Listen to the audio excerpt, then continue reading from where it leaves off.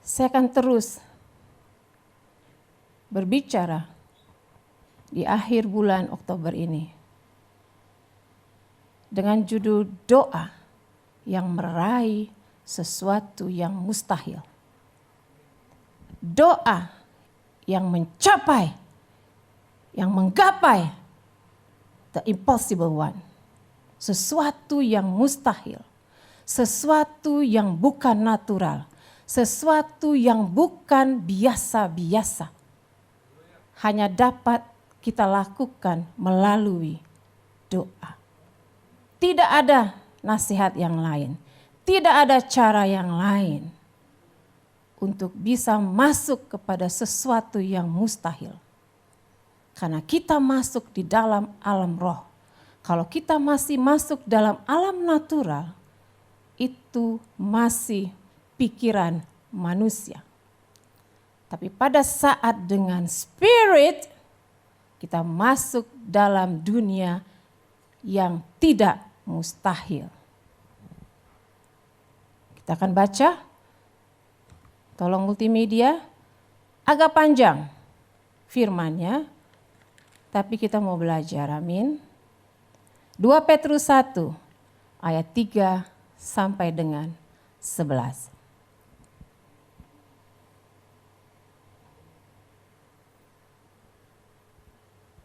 Karena kuasa ilahinya telah menganugerahkan kepada kita segala sesuatu yang berguna untuk hidup yang saleh oleh pengenalan kita akan Dia yang telah memanggil kita oleh kuasanya yang mulia dan ajaib. Tuhan Yesus mati di kayu salib untuk memanggil kita pertama kali dengan kuasanya yang ajaib. Dengan jalan itu Ia telah menganugerahkan kepada kita janji-janji yang berharga dan yang sangat besar, supaya olehnya saya katakan ini saya boleh mengambil bagian dalam kodrat ilahi dan luput dari hawa nafsu duniawi yang membinasakan dunia. Ayat 5, justru karena itu kamu harus dengan sungguh-sungguh berusaha untuk menambahkan kepada imanmu kebajikan dan kepada kebajikan pengetahuan, dan kepada pengetahuan penguasaan diri, kepada penguasaan diri ketekunan, dan kepada ketekunan kesalehan, dan kepada kesalehan kasih akan saudara-saudara, dan kepada kasih akan saudara-saudara kasih akan semua orang. Sebab apabila semuanya itu ada padamu dengan melimpah-limpah, kamu akan dibuatnya menjadi giat dan berhasil dalam pengenalanmu akan Yesus Kristus Tuhan kita. Tetapi barang siapa tidak memiliki semuanya itu, dia menjadi buta dan picik karena ia lupa bahwa dosa-dosanya yang dahulu telah dihapuskan. Karena itu saudara-saudaraku, berusahalah sungguh-sungguh supaya panggilan dan pilihanmu makin teguh. Sebab jikalau kamu melakukannya, kamu tidak akan pernah tersandung. Dengan demikian, kepada kamu akan dikaruniakan hak penuh untuk memasuki kerajaan kekal, yaitu kerajaan Tuhan dan Juru Selamat kita, Yesus Kristus. Amin. Itu tujuan kita dalam hidup di bumi ini. Karena kuasa ilahinya, pada saat Tuhan yang menjelma menjadi manusia, dia adalah manusia, tapi dengan kodrat ilahi. Bukan dengan kodrat kita seperti sekarang, karena dia tidak dilahirkan oleh kemauan laki-laki. Supaya apa? Supaya kita berguna menjadi hidup yang saleh oleh pengenalan akan Dia. Yang pertama kali kita dipanggil, ya. Kenapa kita dipanggil? Itu rahasia Tuhan. Dan itu sudah Tuhan tentukan sebelum dunia dijadikan. Kita dulu orang berdosa, kita tidak tahu apa-apa dan Tuhan panggil. Masuk dalam pengenalan akan Dia. Tapi pada saat kita dipanggil itu free, keselamatan itu gratis. Tapi pada saat kita melangkah bersama Tuhan, gak ada yang gratis. Kita harus bayar. Karena itu ada usaha, ada kesungguhan. Gak bisa habis menerima Yesus sebagai Tuhan dan Juru Selamat, tidur-tidur saja. Tidak akan berhasil dalam hidup kita di bumi ini. Tapi Tuhan ajarkan kepada kita setelah kita dipanggil oleh kuasa-Nya yang mulia dan ajaib itu.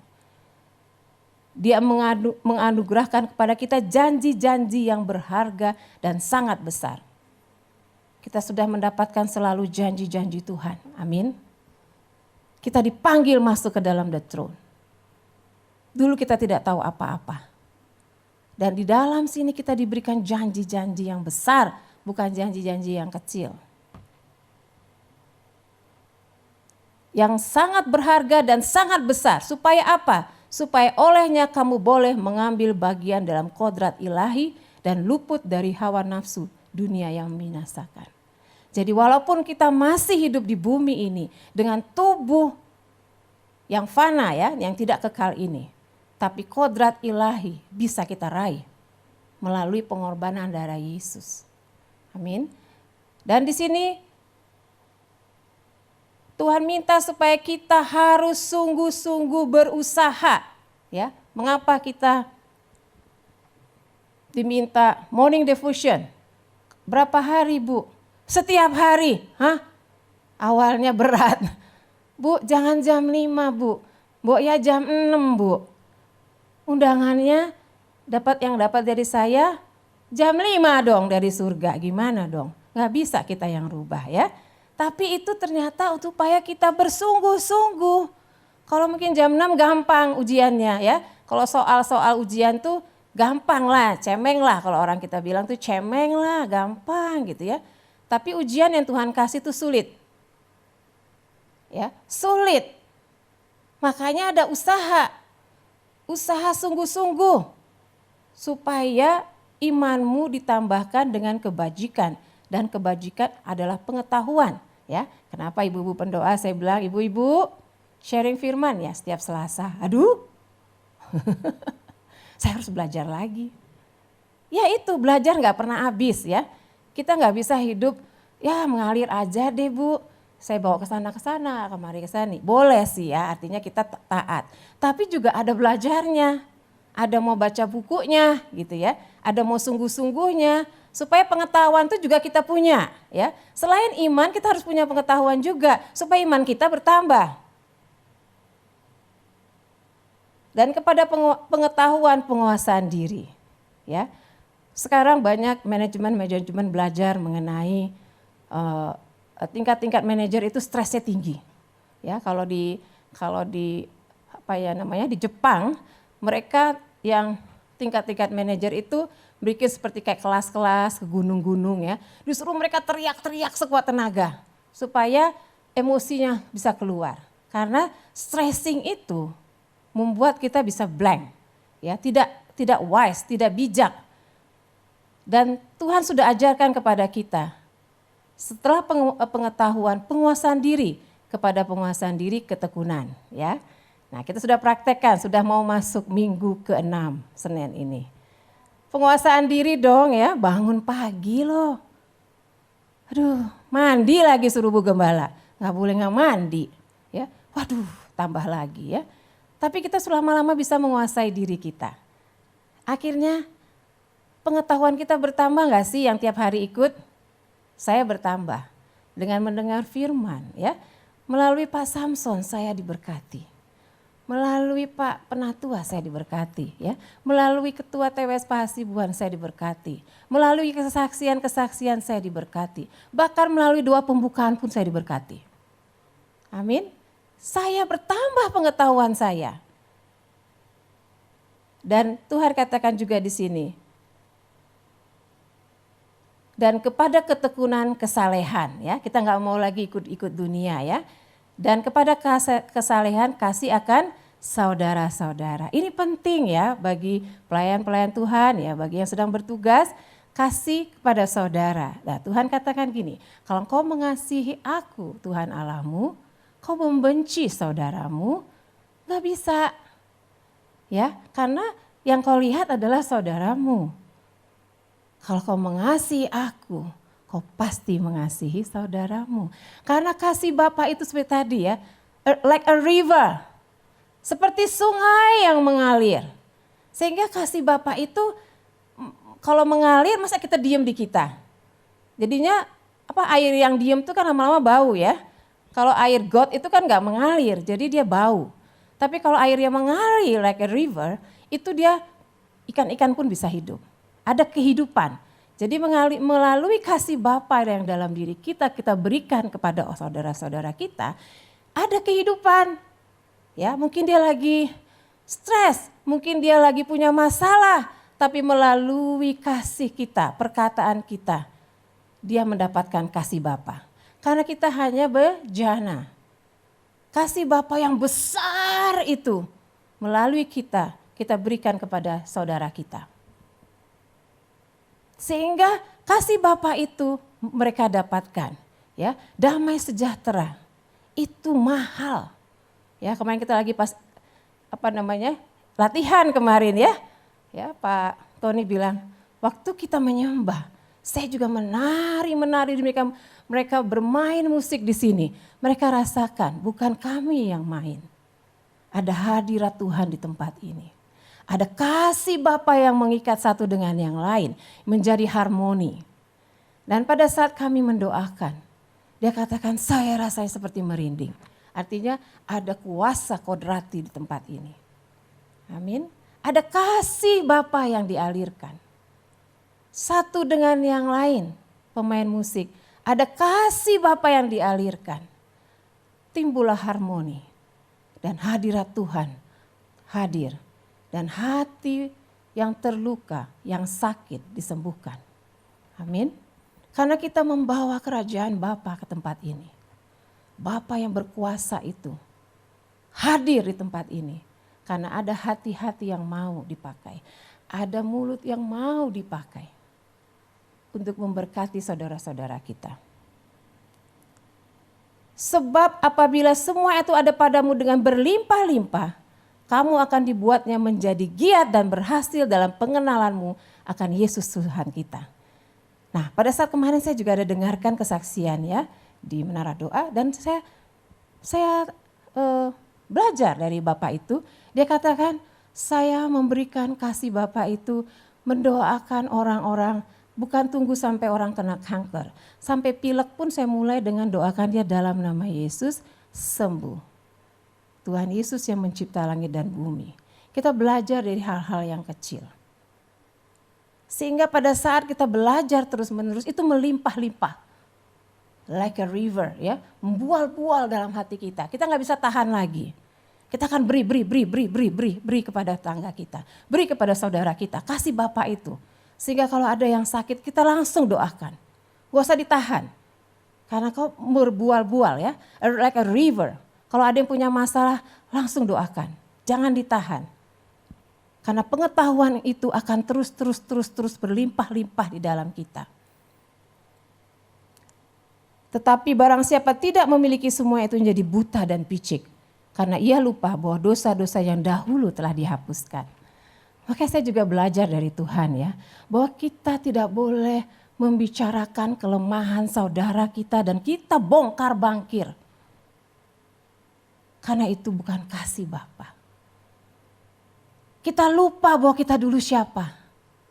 Ya, mungkin baru masuk ada orang yang mungkin ya namanya belum benar-benar gitu ya. Terus kita bongkar bangkir gitu ya.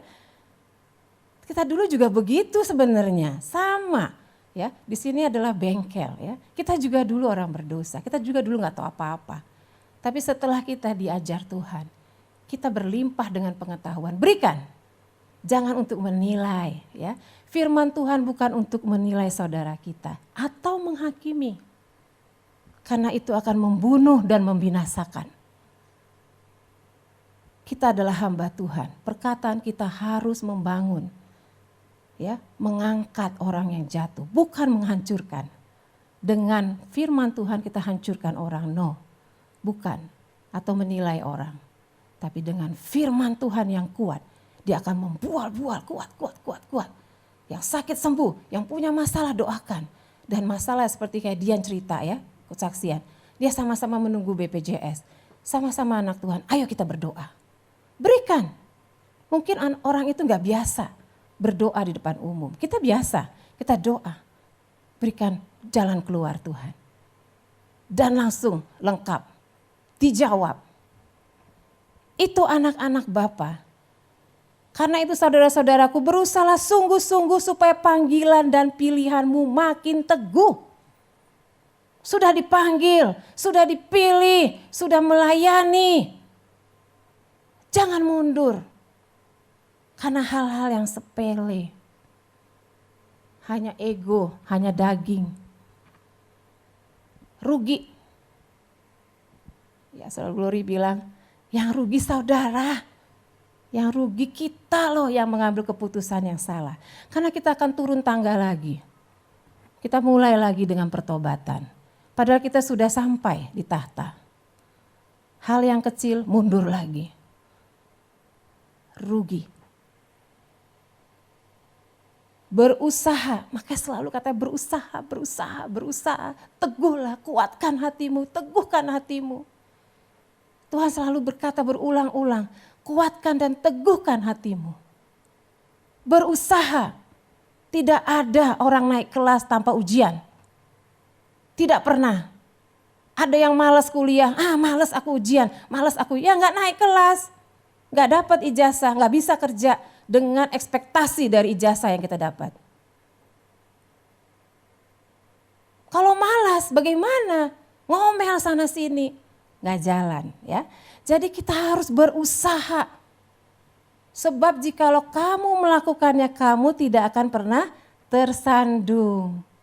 Haleluya. Apa yang kita pegang berhasil. Apa yang kita katakan, ya dalam nama Yesus sembuh, berhasil sembuh.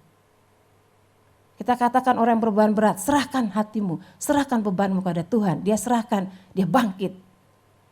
Dan kita lihat doa kita dijawab. Senang enggak? Senang karena kita partnernya Tuhan di muka bumi ini. Dengan demikian kepada kamu akan dikaruniakan hak penuh untuk memasuki kerajaan kekal, yaitu kerajaan Tuhan dan Juru Selamat kita Yesus Kristus.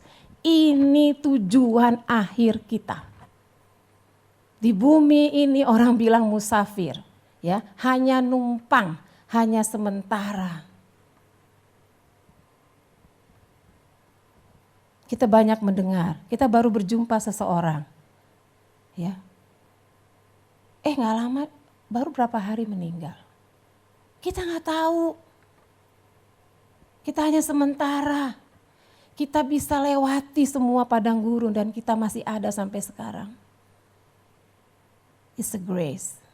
Itu hanya kasih karunia Bapa. Baru cuman ngobrol-ngobrol, ketemu.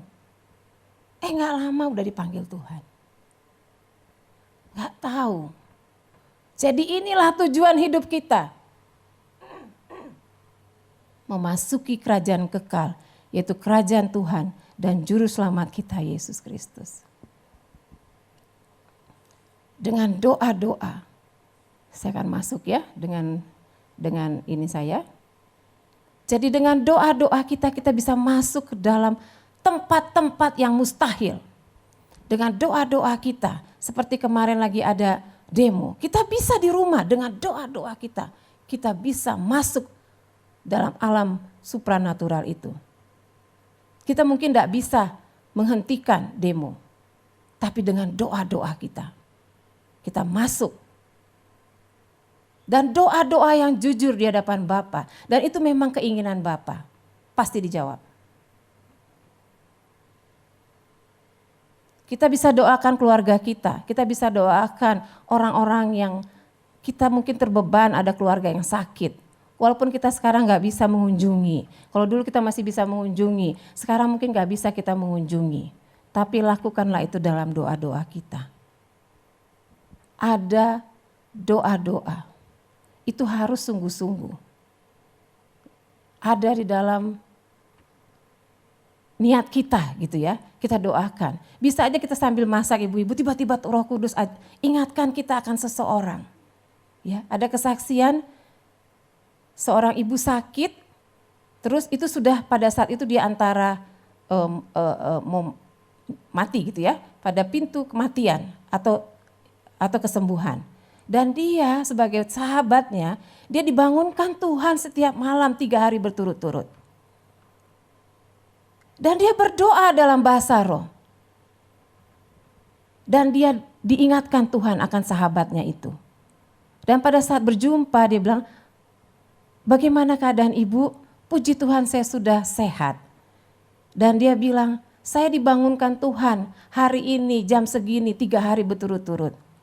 Dia bilang, ibu itu bilang, saat itu saya dalam keadaan kritis. Padahal yang kritis kan gak mungkin telepon ya, kan gak mungkin telepon. Tapi telepon dari surga, connecting. Berdoa kamu untuk sahabatmu. Dan dia taat, dia berdoa. Dan temannya melewati lembah kekelaman itu. Dan dia sembuh. Ya, jadi jangan bosan-bosan berdoa. Dan doa itu kita masuk dalam dimensi kuasa. Kita hidup dalam dimensi kuasa melalui doa. Sehingga tidak ada yang mustahil bagi kita. Sulit memang sulit. Tapi kita berjalan dengan janji Tuhan. Kita baca Matius 17 ayat 20.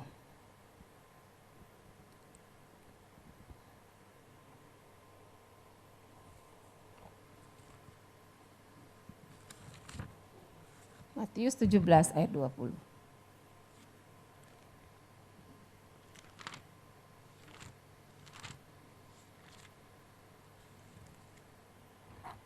Ia berkata kepada mereka, karena kamu kurang percaya, sebab aku berkata kepadamu, sesungguhnya sekiranya kamu mempunyai iman sebesar biji sesawi saja, kamu dapat berkata kepada gunung ini, pindah dari tempat ini ke sana, maka gunung ini akan pindah. Dan takkan ada yang mustahil bagimu. Amin. Ini mungkin saya ceritakan sedikit, waktu kita di Mesir ada namanya gereja sampah. Mereka dikuasai, waktu itu mereka Kristen, di Mesir itu Kristen. Dikuasai oleh kerajaan Islam. Dan rajanya bilang, sambil ngejek, ya, dia bilang, di firman di Alkitab Tuhanmu berkata, kalau kamu punya iman biji sesawi, kamu bisa pindahkan gunung. Kalau kalian tidak bisa pindahkan gunung ini, 3 hari lagi kalian semua akan saya bunuh atau masuk agama saya. Mereka berdoa, mereka menyembah Tuhan, mereka menangis. Mereka berpuasa seperti Esther, ayo kita berpuasa. Dan pada hari yang ketiga, gunung itu pindah. Dan sampai sekarang ada buktinya dan sejarah mencatat. Sehingga mereka tidak jadi dibunuh dan sekarang mereka menggali-gali, waktu itu nggak boleh ya. Mereka membuat satu ibadah, mereka gali pelan-pelan dan sekarang mereka pakai itu menjadi gereja. Ini terjadi karena firman Tuhan iya dan amin. Ya. Matius 21 ayat 21 sampai 22. Kita akan banyak belajar mengenai doa. Matius 21 ayat 21 dan 22.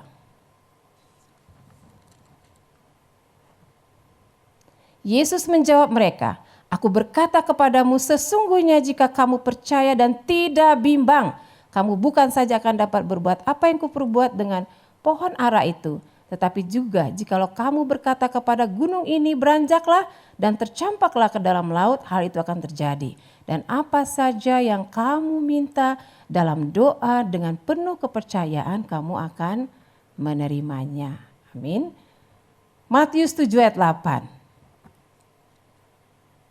Sehingga kita akan banyak belajar mengenai doa-doa karena kita akan praktekkan. Kita setiap hari ada morning devotion, kita berdoa.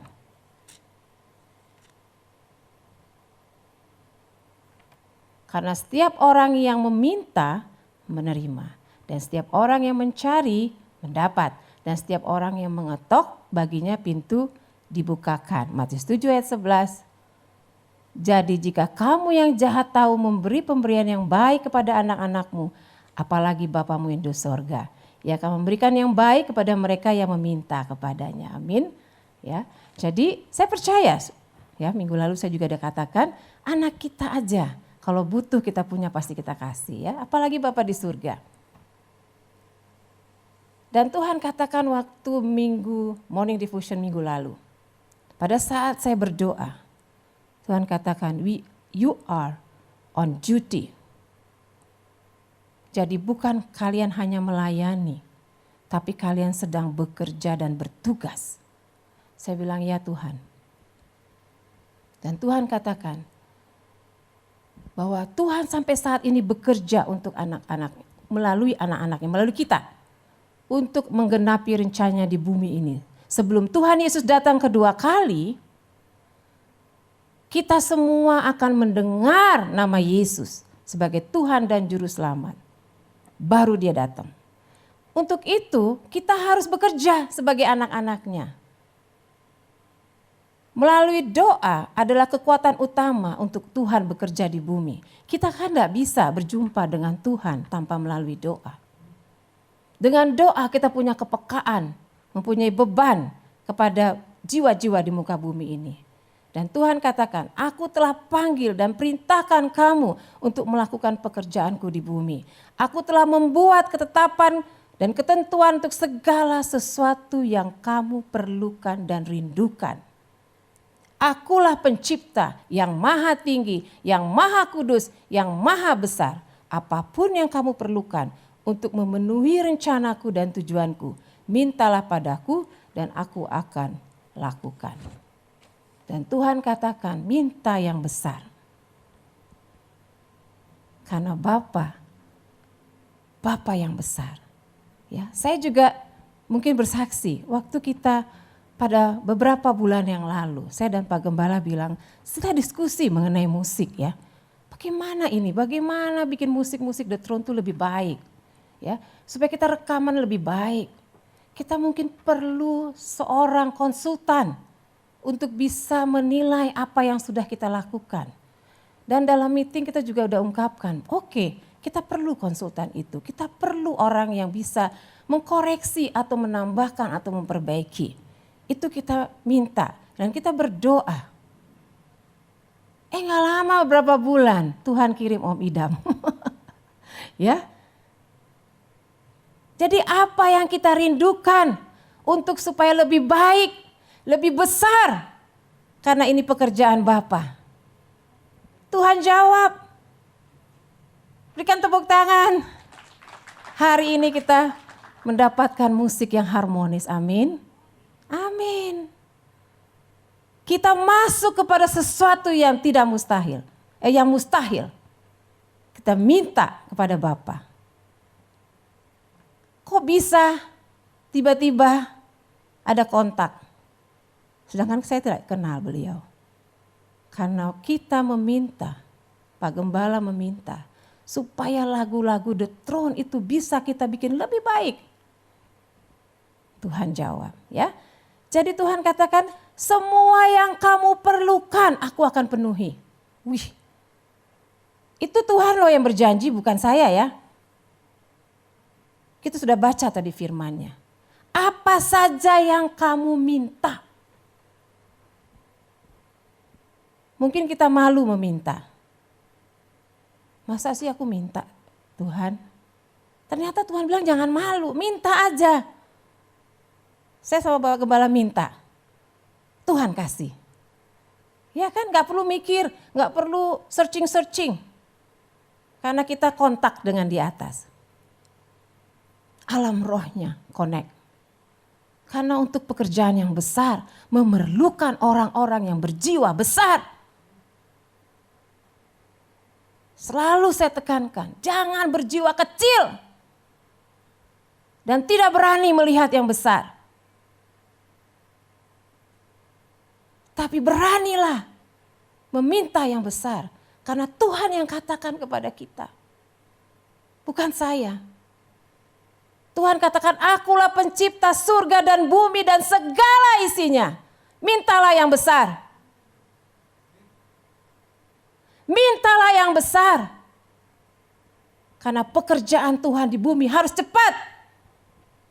Gak bisa berlambat-lambat. Jangan kendor, jangan lalai, jangan batasi permohonanmu. Karena Tuhan tidak lalai dan tidak membatasi pemberiannya kepada kita.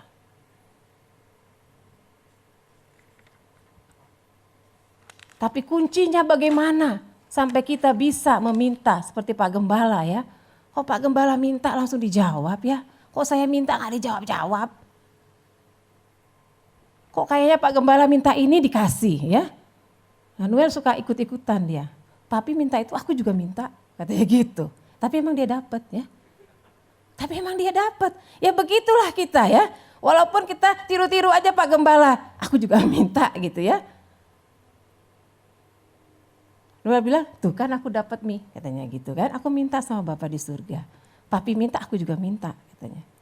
Itulah iman anak-anak. Tapi kadang-kadang kita iri, amin. Dia minta berhasil, kita iri, karena dia gitu. No, stop. Ya, tapi kita minta sesuatu yang besar. Dan kalau teman kita dapat, tanya, kamu kok bisa dapat? Doa makanya. Oke, berani dong pendoa bilang, makanya doa. Amin. Kunci doa adalah membangun hubungan yang kuat dengan Bapa di surga. Melalui apa? Doa, pujian, penyembahan, mempraktekkan firman, membaca firman.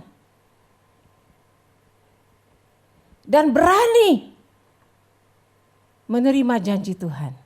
Karena kita perlu juga keberanian. Berani meminta. Kadang meminta juga orang takut loh. Benar enggak? Kita minta orang tua takut gemeter dulu gitu ya. Takut dimarahin. Ya. Minta pada guru takut dimarahin ya. Minta sama bos takut dimarahin. Padahal kalau punya hubungan yang harmonis, ya kan? Kalau kita punya hubungan yang harmonis dengan Bapak kita, masa kita minta dipukul kita? Kan enggak ya? Tapi kalau kita melawan ya, kita ya pas minta nggak mau dia, taat dulu. Ada syaratnya dong gitu ya. Kunci doa adalah membangun hubungan yang kuat dengan Bapa di sorga melalui doa. Untuk mendapatkan kuasa doa itu, kita harus punya hubungan yang tidak henti-hentinya, harus harmonis dengan Bapa. Tidak henti-hentinya, artinya bukan hanya morning devotion aja, tapi di mana aja, di mobil ya, di jalan, di kantor. Kita selalu memuliakan Bapa di surga. Oh, you are the mighty one, you are the holy one, you are my father. Oh Tuhan, aku mengasihimu. Tuhan, aku sedang begini Tuhan, aku sedang punya masalah Tuhan ya. Punya masalah, kasih tahu sama Bapa di surga. Aku punya masalah kayaknya ini tembok di depanku Tuhan.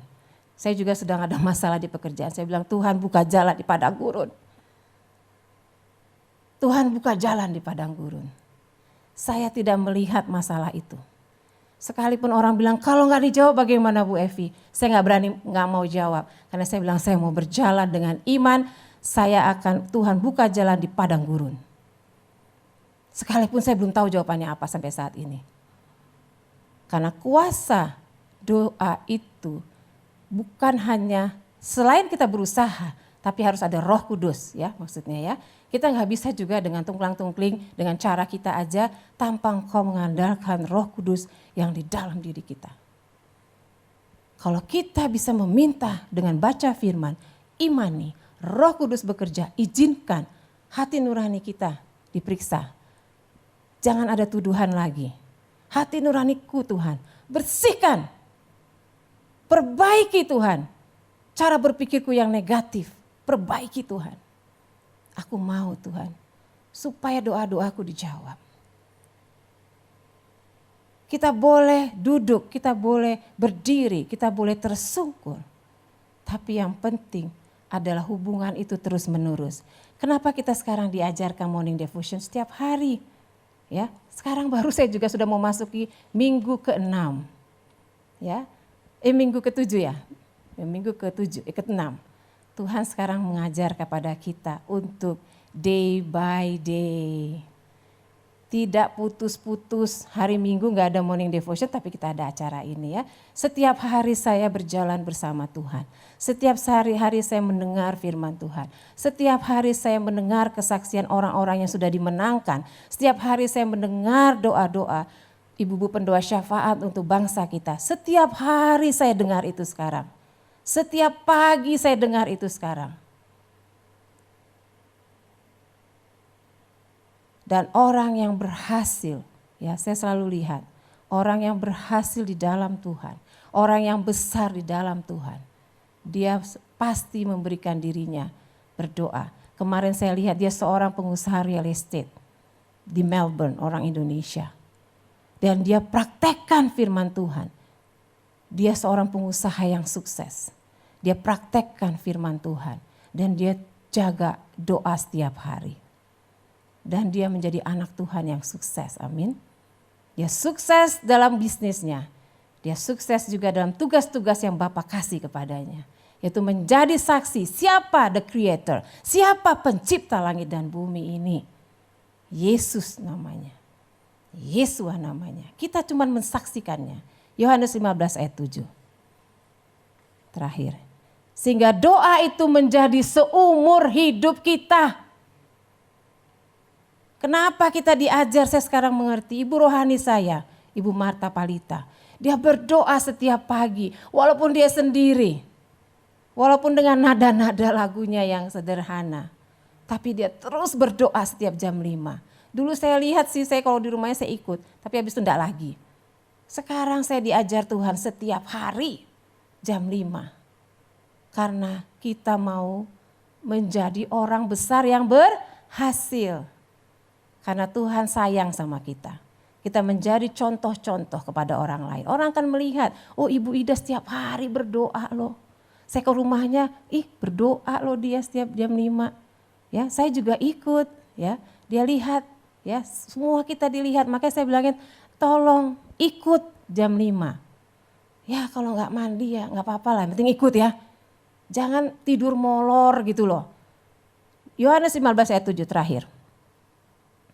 Doa itu akan seumur hidup saya. Gak bisa putus. Jikalau kamu tinggal di dalam aku, Tuhan katakan, dan firmanku tinggal di dalam saya, mintalah apa saja yang saya kehendaki. Dan saya akan menerimanya. Amin.